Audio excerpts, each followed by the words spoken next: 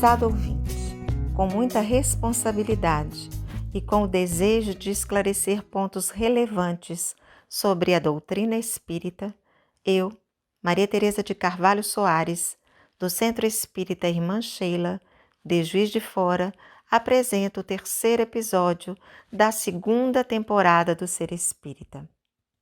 Para você que se sentiu atraído pelo nosso trabalho, informamos que estamos na segunda temporada, cujo tema é a mediunidade. Na temporada e episódios anteriores, tratamos de assuntos essenciais para o Espiritismo. Todos eles estão disponíveis no site da Aliança Municipal Espírita de Juiz de Fora e foram desenvolvidos pensando em você que quer conhecer esta doutrina. Hoje, neste episódio, trazemos uma questão de fundamental importância. O que é o médium? A figura do médium ainda é vista por alguns como sendo de um charlatão, de um adivinho, um mistificador, um louco que conversa com mortos. Sabemos que essa concepção decorre do desconhecimento sobre o assunto. Quem nos auxiliará respondendo a esta questão é Carmen Beatriz Rauch Palmieri, do Centro Espírita Irmão Francisco de Assis de Santos Dumont. Trabalhadora, expositora e divulgadora espírita. Carmen, seja muito bem-vinda e mais uma vez obrigada por ter aceitado o nosso convite para estar aqui conosco mais uma vez. Repassamos então a palavra para você. Olá, amigos ouvintes do Ser Espírita, cara Maria Tereza, aqui estamos dando continuidade à nossa temporada sobre mediunidade. Hoje, mais precisamente, com um episódio elucidativo sobre o papel ou definição de médium. Pois bem, quando tratamos dessa questão, é muito comum observarmos mais precisamente nos iniciantes das questões espíritas uma preocupação com a assertiva de Kardec em O Livro dos Médiuns, capítulo 14, item 159, onde o codificador assevera que todo aquele que sente, num grau qualquer, a influência dos espíritos é por esse fato médium. Essa faculdade é inerente ao homem, não constitui, portanto, um privilégio exclusivo. Pode, pois, dizer-se que todos são mais ou menos médiums. Isso, para a maioria dos leigos, é algo assustador. Em muitos casos, até mesmo ameaçador, pois partindo da ignorância sobre o tema e em meio a tantas crendices e absurdos populares, tais como mediunidade é castigo, quem é médium não é dono da sua vontade, tem que se submeter à vontade e ordem de seus guias, onde muitos não usam até determinadas cores de esmalte, porque o guia não gosta, outros não cortam cabelo, e uma série de questões totalmente desprovidas de conhecimento de causa, que acabam por disseminar uma noção não só equivocada, mas acima de tudo absurda, sobre o que realmente seja a mediunidade e, consequentemente, o papel do médium exercê-lo. Além de Kardec, nós temos nomes notáveis que se dedicaram a nos esclarecer sobre o tema, e nós escolhemos para esse episódio, a título de ilustração, Leon Denis, na obra No Invisível, e André Luiz, na obra Os Mensageiros, para nós expressarmos assim a nossa contribuição no entendimento dessa temática. Leon Denis nos atrai em suas exposições face à maneira poética com que ele nos traz questões profundas, complexas, mas que se tornam leves, encantadoras, quando analisadas sob a ótica poética de Leon Denis. Diz-nos o autor, nessa obra citada, No Invisível, na sua primeira parte, no item 4, titulada Mediunidade, que todas as manifestações da natureza, da vida, elas se resumem em vibrações. mais ou menos rápidas e extensas conforme as causas que as produzem. Então, o que ele está nos dizer que tudo no universo vibra. A luz, o som, o calor, a eletricidade, os raios químicos, os raios catódicos, tudo se resume em diferentes modalidades de ondulação que acabam por contribuir por uma escala de manifestações de energia. Então essa escala, ela se constitui, vai formando graus que se afastam entre si. Então assim nós temos graus de ondulações formados pela luz, outras formadas pelo som, outras pelo calor, outras pela eletricidade.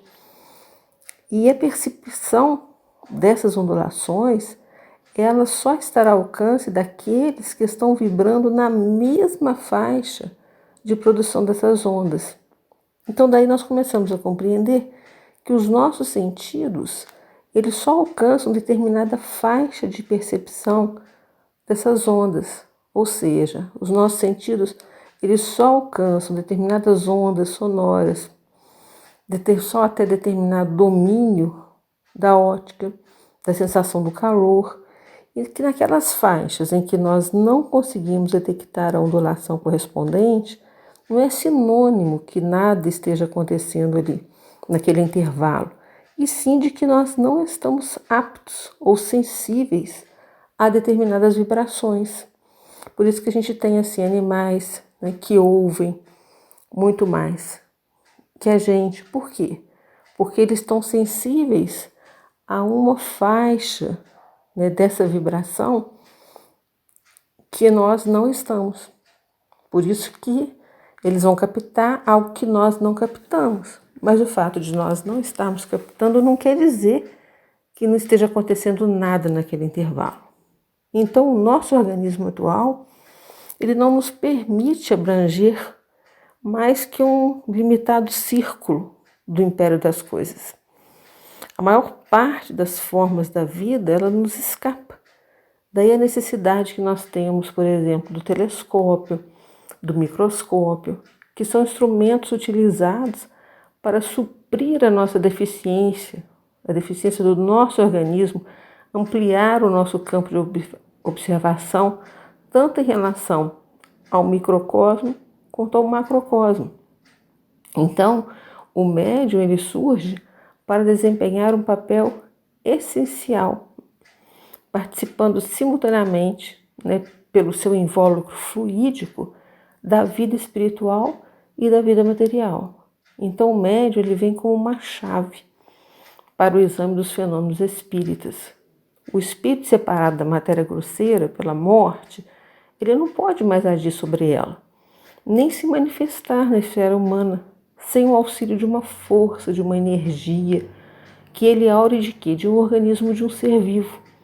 Então, toda pessoa que está suscetível de fornecer, de se exteriorizar essa força, ela está exercendo a função de médium.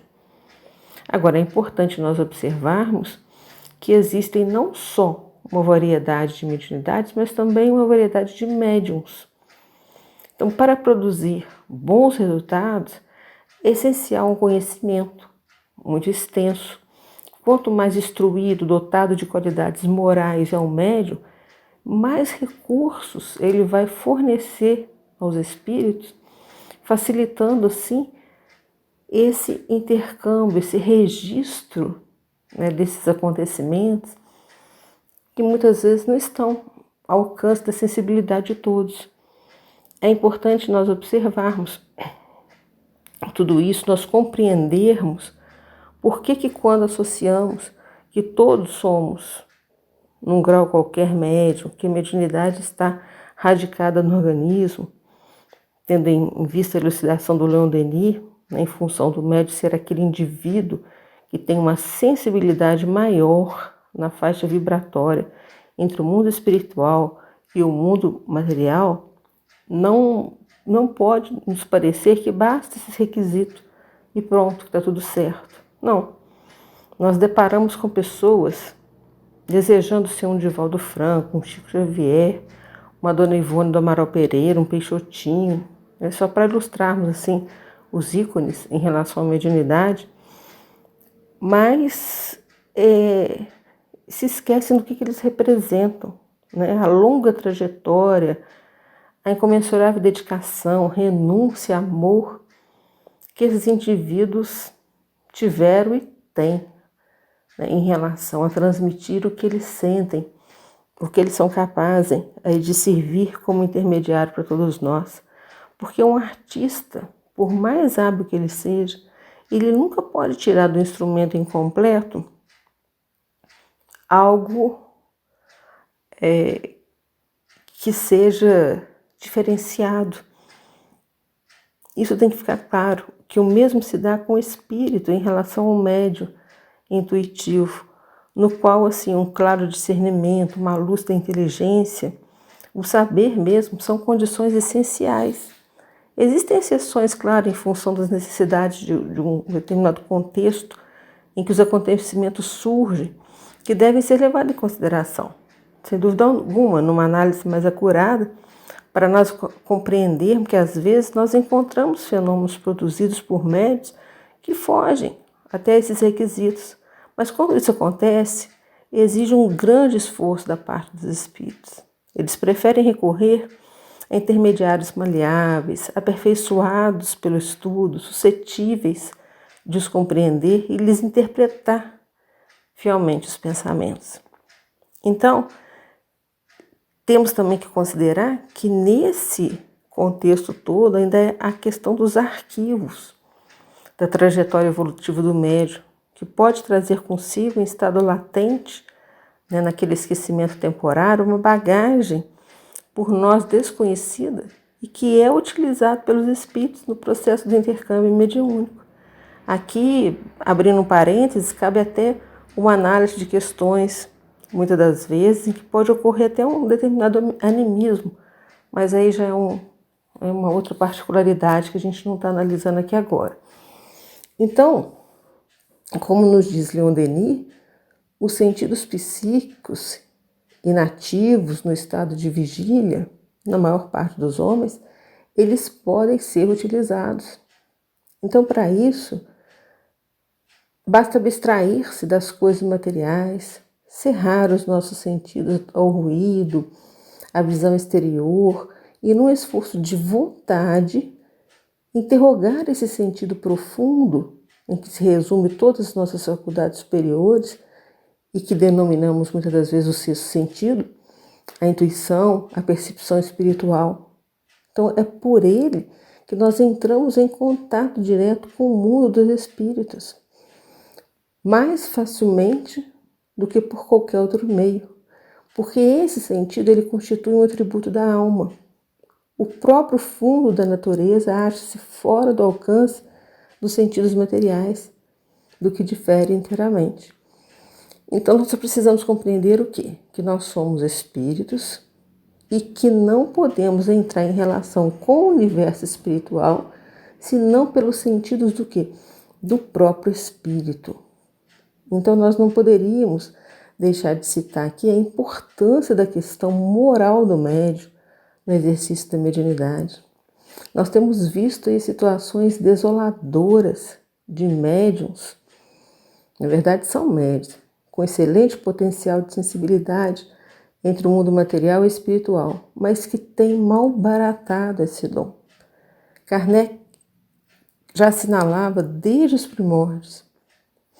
Todos os dias nós estamos ainda vendo médiuns deixarem-se levar pelas sugestões de espíritos embusteiros e serem vítimas de mistificações que os tornam ridículos e vêm a recair sobre a causa que eles julgam servir. Então, queridos ouvintes, a temática é rica de considerações e particularidades, e nessa abordagem extremamente panorâmica, nós deixamos aqui como mensagem final um pequeno trecho que extraímos no comentário de Tobias, no livro Os Mensageiros de André Luiz, quando ele diz que há médiuns e mediunidade, doutrinadores e doutrina, como existem a enxada e os trabalhadores. Pode a enxada ser excelente, mas se falta espírito de serviço no cultivador, o ganho da enxada será inevitavelmente a ferrugem. Então, assim acontece com as faculdades psíquicas e com os grandes conhecimentos. A expressão mediúnica pode ser riquíssima, mas se o dono não consegue olhar além dos interesses próprios, fracassará fatalmente na tarefa que lhe foi conferida. Então, todo o trabalho construtivo tem as batalhas que lhe dizem respeito. O que ele está a nos dizer é que a mediunidade não é ferramenta de mera curiosidade. Ela é instrumento de enobrecimento, merecendo de todos nós respeito, conhecimento, que encerram o seu adequado uso. Então fica aqui a nossa contribuição, sabemos que muito panorâmica, mas que possa vir a contribuir na elucidação, no esclarecimento, no entendimento maior em relação à mediunidade e o papel do médium no exercício da mesma. O nosso abraço a todos, a nossa gratidão pela participação nessa temporada e que outras oportunidades a gente possa estar juntos novamente. Um grande abraço a todos. No episódio anterior, dissemos que a mediunidade é coisa santa e deve ser exercida santamente. E você, Carmen, ainda que numa visão panorâmica, como bem ressaltou, abordou a relevância do aspecto moral do médium no exercício da mediunidade. Além disso, com a citação do comentário de Tobias, extraído do livro Os Mensageiros de André Luiz, você concluiu a sua explanação de forma magistral, pois a analogia que o espírito Tobias nos traz facilita a compreensão da necessidade do médium desenvolver o espírito de serviço com Jesus. Foi muito bom tê-la conosco no Ser Espírita, Carmen. Somos gratos por sua inestimável contribuição ao nosso trabalho. A nossa gratidão emana do coração, viu? Chegamos ao fim deste nosso encontro e no próximo episódio falaremos sobre o passe. Quer saber mais? Então nos acompanhe. Grata a você, ouvinte, pela sua audiência, que é a razão deste trabalho. Muita paz.